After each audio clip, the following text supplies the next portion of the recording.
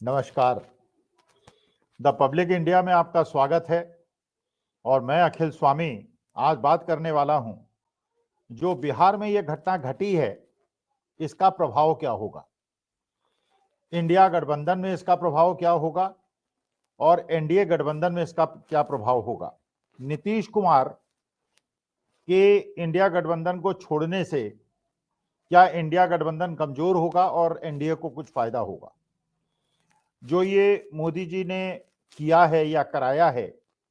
नीतीश कुमार की पार्टी बदल और उनका जो इंडिया गठबंधन से समझौता था उसको तोड़कर वो एनडीए गठबंधन में आए और नए मुख्यमंत्री बने,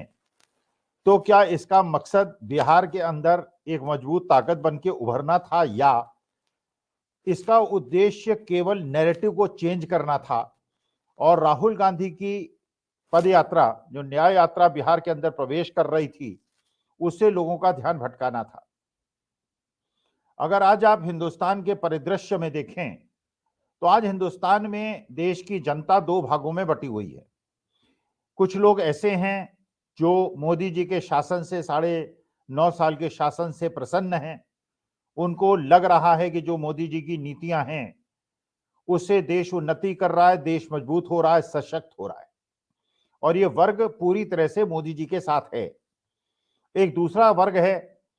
जो कि ये समझता है कि मोदी जी का जो नीतियां हैं और जिस प्रकार से शासन चलाने का उनका तरीका है वो देश के लिए हितकारी नहीं है। ये देश में गांधी और पंडित नेहरू के रूप में जो एक सिद्धांत स्थापित हुआ था, देश उस हिसाब से चलना चाहिए और मोदी जी द्वारा चलाई गई नीतियां उचित नहीं है। तो देश सैद्धांतिक रूप में दो भागों में इतना ज्यादा बटा हुआ है जितना मैंने पिछले 70 साल में नहीं देखा। पहले मतभेद हुआ करते थे, राजनीतिक मतभेद होते थे, अपने अपने जो सिद्धांत थे लोग उसको प्रतिपादित करते थे, लेकिन देश राजनीतिक रूप से इतना ज्यादा बटा हुआ नहीं था, आज बटा हुआ है। मुझे ऐसा लगता है कि नीतीश कुमार अगर एनडीए गठबंधन में 6 महीने पहले चले गए होते तो शायद बीजेपी के लिए ज्यादा हितकारी होते, लेकिन क्योंकि पहली जो मीटिंग हुई है इंडिया गठबंधन की वो पटना के अंदर हुई, उसमें नीतीश कुमार ही होस्ट थे। उसके बाद जो बेंगलोर वो गए, उन्होंने पार्टिसिपेट किया, बंबई में उन्होंने पार्टिसिपेट किया। आखिरी दिन तक वो ऐसा दिखाते रहे जैसे कोशिश कर रहे हैं कि इंडिया गठबंधन मजबूत हो, सीट शेयरिंग हो, और वो मोदी जी के एक विकल्प के रूप में संयोजक बनने की भी तैयारी में थे और प्रधानमंत्री पद के उम्मीदवार बनने के इंडिया गठबंधन के रूप में भी तैयार थे। लेकिन अचानक उनकी ये शिकायत कि कांग्रेस पहल नहीं कर रही है, इंडिया गठबंधन सीट शेयरिंग नहीं कर रहा है, अचानक सैद्धांतिक रूप से दूसरी तरफ चला जाना, ये देश की जनता को आज की तारीख में समझ में नहीं आ रहा है।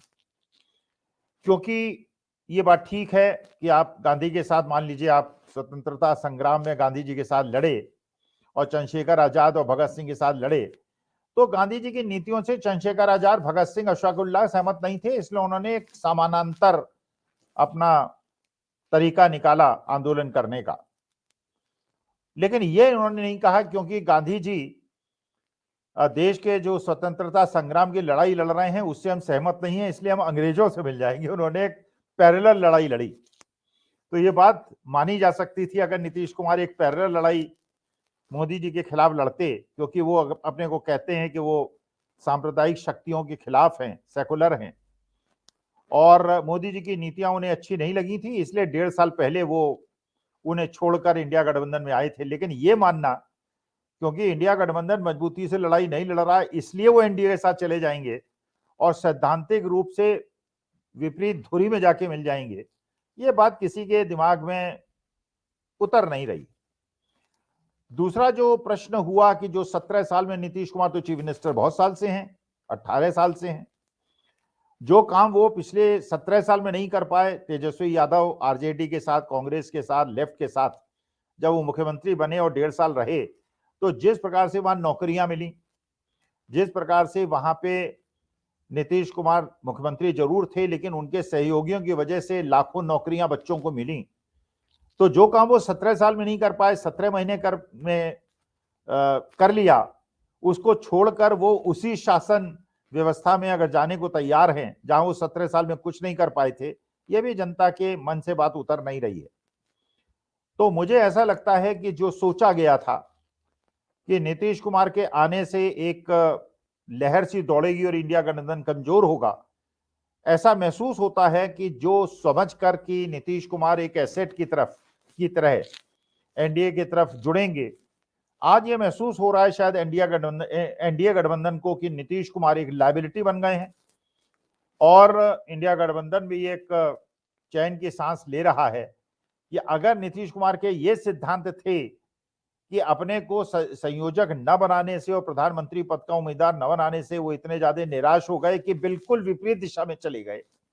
उन लोगों से मिल गए जिनके खिलाफ संघर्ष करने का दावा करते थे, तो उन्हें चैन मिली, उनके यहां शुद्धिकरण हुआ और बीजेपी को यह महसूस हुआ कि ये जो हमने सोचा था कि इनका हमें फायदा होगा, इसका फायदा तो नहीं, लेकिन हाँ इससे ज्यादा इसकी सहानुभूति तेजस्वी यादव, कांग्रेस को और लेफ्ट को बिहार में मिलने की संभावना हो गई। और इसकी वजह से जो एक कैटलिस्ट इफेक्ट हुआ, ममता बनर्जी जो कि अभी तक आनाकानी कर रही थी, उनको ये महसूस हुआ कि ये जो लड़ाई है अब ऐसे सामने सामने आकर लड़नी होगी और कांग्रेस से अगर थोड़ी विचारधारा की भिन्नता दिखाई, इसका लाभ एनडीए को मिल जाएगा। वो जो राहुल गांधी के साथ उतरने के लिए तैयार नहीं थी, आज उतरने के लिए तैयार खड़ी हैं। वही संकेत अरविंद केजरीवाल ने दिए। उन्होंने कहा जब जिंद के अंदर उन्होंने अपनी मीटिंग की कि हम हरियाणा में असेंबली के पूरे चुनाव लड़ेंगे, पूरे 90 सीटों में लड़ेंगे, लेकिन जो लोकसभा के चुनाव हैं जितनी भी सीटें हम मिलेंगी लड़ेंगे और अपने सहयोगी का साथ देंगे और लोकसभा चुनाव में पूरी कोशिश करेंगे कि हम किसी प्रकार से भी एनडीए को हराएं। अखिलेश यादव ने भी उसी प्रकार की चतुरता दिखाई और राजनीतिक कुशलता दिखाई, बल्कि कि उन्होंने और जो जयंत चौधरी की पार्टी है उससे और कांग्रेस पार्टी से अपने गठबंधन के अच्छे संकेत दिए जो पहले वो नहीं दे रहे थे। 7 सीटें उन्होंने देने की बात की जयंत चौधरी की पार्टी को, आरएलडी को, और 11 सीटें कांग्रेस के लिए, और बाद में ये भी कहा कि कांग्रेस से अभी हमारी बात जो वार्ता है वो जारी है और ये सीटें बढ़ भी सकती। इसका मतलब ये है कि जो नीतीश कुमार करना चाह रहे थे कि भगदड़ की स्थिति आ जाएगी इंडिया गठबंधन में, बल्कि उसका उल्टा हुआ। जो महत्वपूर्ण राज्य थे, महाराष्ट्र में ऐसा जो विपक्षी थे वो और एक ज्यादा एकजुट हो गए, वेस्ट बंगाल के अंदर एकजुट हो गए, उत्तर प्रदेश के अंदर एकजुट हो गए, पंजाब और दिल्ली के अंदर एकजुट हो गए, और इसका जो फायदा उठाना चाहती थी बीजेपी, उसका नुकसान उठाने की संभावनाएं बहुत ज्यादा बढ़ गई। दूसरा ये था कि अगर ये था कि राम जन्मभूमि का जो 22 तारीख का कार्यक्रम हुआ, उसके माध्यम से एक ऐसी लहर शायद पैदा हो गई है कि देश में बीजेपी के लिए जीतना आवश्यक आसान हो गया है। लेकिन जो विवेचना हुई, जो लोगों से मैं बात करता हूं, जो मुझे लगता है, लोग ये कहते हैं कि अगर शंकराचार्य जो कि सनातन धर्म के पुरोधा हैं, उनके विरोध के बावजूद, ज्योतिषियों के विरोध के बावजूद कि ये शुभ समय नहीं है, मंदिर अपूर्ण है और उसके अपूर्ण मंदिर में प्राण प्रतिष्ठा एक नई मूर्ति की कराया जाना और जो स्वयंभू भगवान खुद प्रकट हुए थे उनकी प्राण प्रतिष्ठा न कराया जाना, और जो एक बहुत ज्यादा प्रलाप करते हैं बीजेपी वाले, वो कहते हैं कि हमने मंदिर के लिए संघर्ष किया, लेकिन उस आदमी को भी इन्होंने निमंत्रित किया जिसने राम मंदिर निर्माण में सारे कोर्ट में केस लड़े, जिसका नाम इकबाल अंसारी था। इकबाल अंसारी ने पूरा प्रयास किया, अंतिम श्वास तक वो लड़ा कि राम मंदिर न बने, बाबरी मस्जिद दोबारा बने। उस इकबाल अंसारी को तो आमंत्रित आपने किया, लेकिन जो धर्माचार्य थे, जो शंकराचार्य थे, उनको आमंत्रित नहीं किया, बल्कि उनकी वो बातें भी नहीं मानी जो शंकराचार्य महोदय का ये कहना था कि ये शास्त्र विरुद्ध कार्यक्रम है, आयोजन है और इसमें किसी को नहीं जाना चाहिए, इसका दुष्प्रभाव पूरे देश को देखने को मिलेगा। इकबाल अंसारी का बुलाया जाना, और उसके अलावा जिन लोगों को बुलाया गया उसमें अधिकांश फिल्म कलाकार थे। कैटरीना कैफ, अब कल्पना कीजिए राम जन्मभूमि की प्राण प्रतिष्ठा में अगर कैटरीना कैफ बुलाई जाए, वहां पे अगर अमिताभ बच्चन बुलाए जाएं, सचिन तेंदुलकर बुलाए जाएं, वहां पे कंगना रनौत बुलाई जाएं, वहां पे जितने भी फिल्म कलाकार हैं जिनकी गतिविधियां अब सनातन धर्म में जन्म जरूर उनका हुआ है, लेकिन जितनी सनातन परंपराओं का वो निर्वहन करते हैं ये तो मुझे नहीं पता, लेकिन ऐसा लगता है कि मुंबई की जिस प्रकार की लाइफ इन लोगों की होती है और जिस प्रकार के दृश्य लोग देखते हैं, उसके हिसाब से सनातन धर्म से तो इनका बहुत ज्यादा संबंध नहीं है। लेकिन इसके बावजूद ये लोग प्राण प्रतिष्ठा के समय अगर कोई दूसरा कार्यक्रम होता, आयोजन होता, कोई नाच गाने का कार्यक्रम होता, इन लोगों को बुलाया जाता तो बात अलग थी। लेकिन मेरे प्रभु श्री राम की प्राण प्रतिष्ठा में ऐसे लोगों का बुलाया जाना और इकबाल अंसारी का बुलाया जाना जिसने जीवन पर्यंत राम मंदिर का विरोध किया, बाबरी मस्जिद बनाने का सहयोग किया, उसको आमंत्रित किया जाना और शंकराचार्य को अपमानित करना, उनकी बात को न सुनना, शास्त्र सम्मत चीजों को न सुनना, ये मेरे जैसे सनातनी के दिल में ये बात नहीं उतरी। और मुझे ऐसा लगता है कि ये जो सारी चीजें हैं वो कुछ हताशा की भाव दिख रहे हैं। बिहार के अंदर जिस प्रकार की प्रतिक्रिया हुई है, एक दिन सत्ता बदली है, अगले दिन लालू प्रसाद यादव को ईडी ने बुला लिया है, उधर हेमंत सोरेन को बुला लिया है, महाराष्ट्र के अंदर, तमिलनाडु के अंदर, वेस्ट बंगाल के अंदर, झारखंड के अंदर, बिहार के अंदर, हर तरफ विपक्षी दलों को जिस प्रकार से डरा के ये कोशिश की जा रही है कि वो ईडी और सीबीआई के डर से इंडिया गठबंधन का साथ छोड़ दें। लेकिन ये नहीं समझ रहे हैं मेरे ख्याल से जो रणनीतिकार हैं कि जब चुनाव की घोषणा हो जाएगी, जिन लोगों को जबरदस्ती आप अपनी तरफ ला रहे हैं, इंडिया गठबंधन में ला रहे हैं, इंडिया गठबंधन छुड़वा के ला रहे हैं, क्या जिस प्रकार से हेमवती नंदन बहुगुणा ने, बाबू जगजीवन राम ने, विजय लक्ष्मी पंडित ने कांग्रेस का इंदिरा जी का साथ छोड़ा था 77 के पहले, क्या ये सभी लोग, अजीत पवार जैसे लोग, एकनाथ शिंदे जैसे लोग जो कि आपके साथ शामिल हो गए थे, महत्वपूर्ण पद इन्होंने प्राप्त कर लिए थे, हेमंत विश्व शर्मा जैसे लोग, क्या ये संभावना नहीं है कि ये इंडिया गठबंधन में चले जाएंगे और अभी केवल आपके साथ हैं क्योंकि ईडी सीबीआई से डर रहे हैं? तो अब आप क्या करेंगे? आपकी राजनीतिक रणनीति क्या पूरी तरह से फेल नहीं हो जाएगी? मुझे ऐसा लगता है जिस प्रकार से हेमंत विश्व शर्मा ने आसाम के अंदर अपोज किया और जिस प्रकार से राहुल गांधी की पदयात्रा को पॉपुलराइज किया और उसका फायदा राहुल गांधी को मिला और बहुत बड़ी संख्या में जनसंख्या उनके साथ उमड़ी, और उसका मुख्य कारण केवल ये था कि वहां पे हेमंत विश्व शर्मा ने इस यात्रा को बहुत ज्यादा पॉपुलराइज कर दिया। और जिस प्रकार राहुल गांधी ने अपने भाषण में जो अजमल बदरुद्दीन हैं और हेमंत विश्व शर्मा हैं उनके बीच के अंतर संबंधों को उजागर किया, उससे यह भी क्लियर हो गया कि असम के मुख्यमंत्री संभवतः उसी प्रकार के व्यक्ति हैं जैसे उनके संबंध बदरुद्दीन अजमल से हैं, जैसे कि ओवैसी साहब बार बार कोशिश करके बीजेपी का समर्थन और उनका सहयोग करके अपोजिशन यूनिटी को कमजोर करने की कोशिश करते हैं। देश के अंदर जो धार्मिक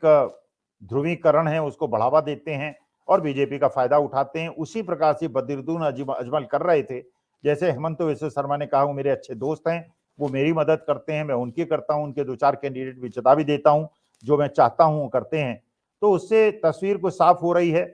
लेकिन मुझे ऐसा लगता है कि जो सारा ये कार्यक्रम हुआ है बिहार के अंदर,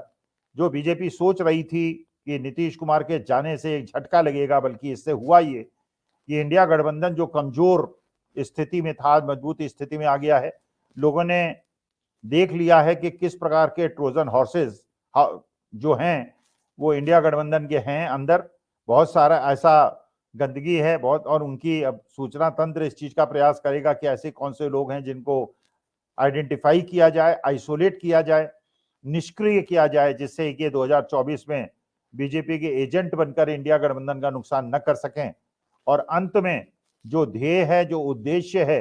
कि महात्मा गांधी के बताए हुए रास्ते पे देश दोबारा चले,